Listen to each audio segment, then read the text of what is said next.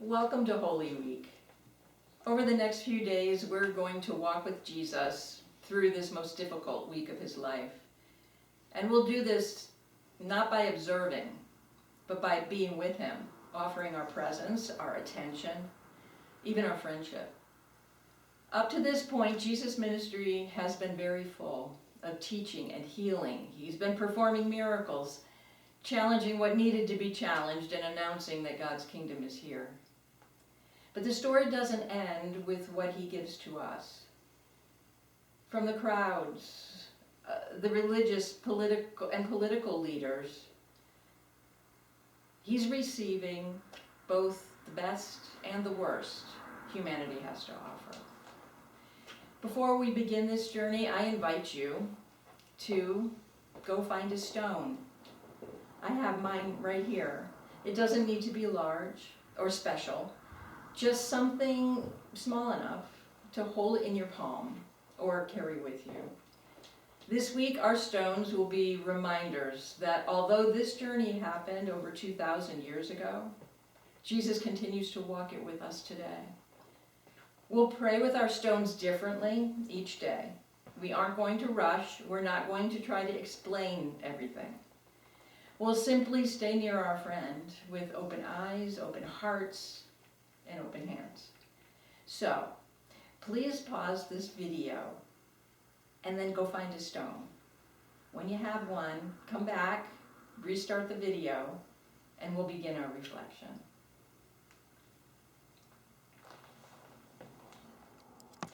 Welcome back. Today is Holy Monday. Let's begin with a few deep breaths to let go of distractions and become aware of the Holy Spirit's gentle presence with us. Just take another breath.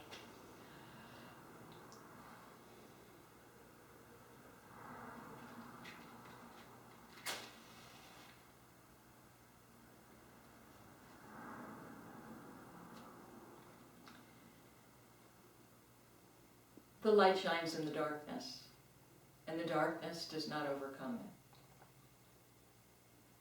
On Monday of Holy Week, Jesus enters the temple.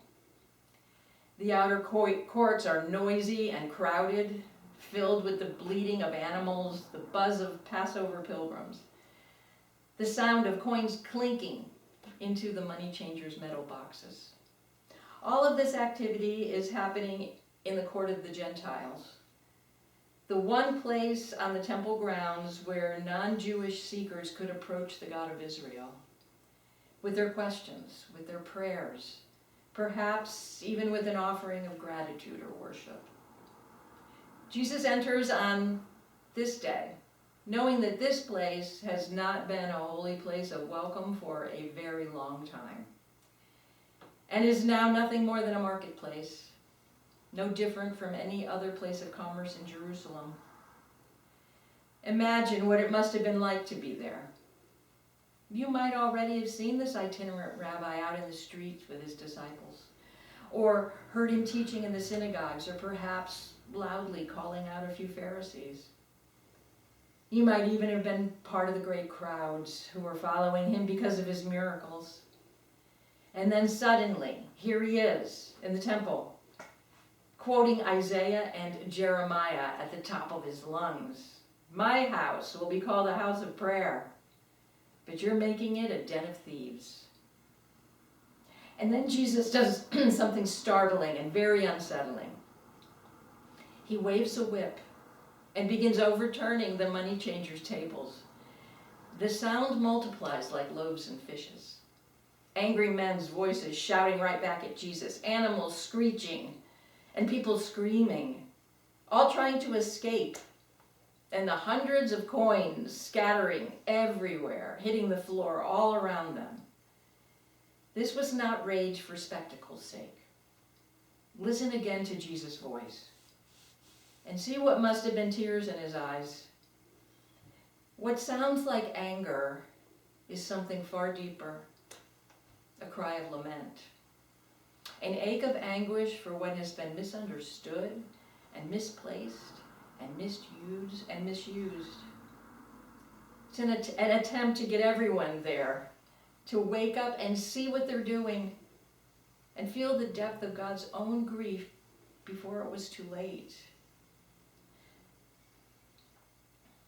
I'm picking up my stone and I'm inviting you to do the same with yours. Pick it up, hold it in your hand.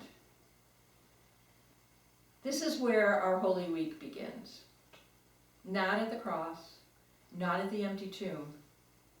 No, we begin with movement from drift to disruption. That reality that long before resurrection happens, something else needs to happen. A recognition that things are broken and need to be changed. And the willingness to actually participate in the process of reordering things. Jesus did not destroy the temple that day. The Romans would do that 70 years later. Jesus is sounding an alarm. Jesus is inviting. Jesus is cleansing. And the same is true on this and every other holy day. Because we are the temple now. Think about that. Somewhere along the way, lots of things accumulate in us too. Noise and distractions, defenses of all kinds, habits that protect us but no longer serve God. Fear dressed up like control. This is the drift. The slow, quiet way we grow used to the clutter. We don't consciously choose to become a marketplace. We just stop noticing the noise.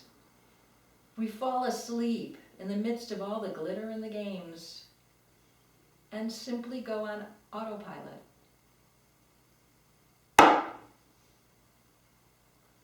So sometimes love has to come down loudly. Love has to come and noisily overturn our tables to awaken us so we can take a good long look around and within to see what we've grown used to and the mindless motions we're repeating day after day after day. Listen, there's no shame in this. This is what we humans do when we forget who we really are and especially who God really is. So let's take a few moments to reflect. What feels crowded within you? Are there any ways that you're sleepwalking through your life? Are there any tables that need to be overturned within you? What in your life is taking up space that belongs only to God? Just take a moment, consider.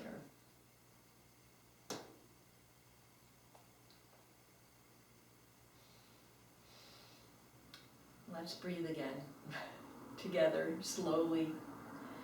Let's breathe in, release it gently. And if you're comfortable, close your eyes. Imagine Jesus entering the temple of your life. He's not angry or harsh. He's not there to shame or condemn you. He's here in love. He is longing for you to wake up and want for yourself what he wants for you. Freedom. Freedom to be who you've been created to be and do what only you can do so that you can thrive, not just survive. So, in your mind's eye, see Jesus coming to restore what the money changers have stolen from you.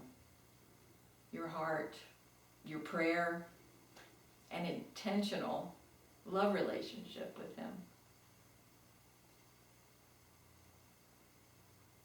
And as you see him there, feel the stone in your hand. Just feel how solid it is. And ask Jesus, just quietly ask him, what is it that needs to be overturned in me? And don't force anything. Just notice what comes. And just let it be there in the midst of all the clutter and confusion. You don't need to clean anything up. You just need to be present in the midst of it all.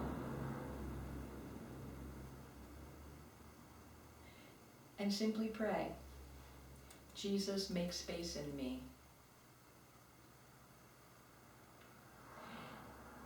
Today you're invited to carry your own stone in some way through the day. Maybe it'll be resting in your pocket or on your desk at work or maybe in your car, just somewhere where you're going to see it and be able to touch it throughout the day. Let your stone be a literal touchstone today.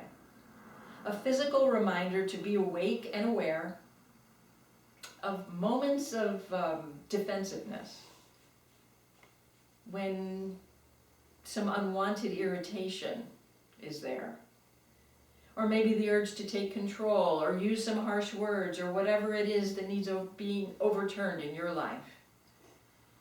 And listen carefully. Instead of trying to do it yourself, stop, pause, to remember that Jesus has already overturned those tables. So in the midst of all the chaos and all the clutter within, and maybe outside too, just keep praying that same prayer. Lord, overturning tables is yours to do. Please make space in me. And pray that. That's your prayer for the day. The light shines in the darkness, and the darkness has not overcome it. The journey continues. We're not rushing to the end. We're going to stay on the road together with Jesus, letting him set the pace. May you be aware of Jesus walking beside you today.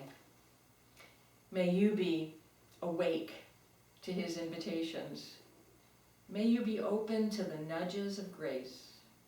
And may you be praying, Lord, please make space in me.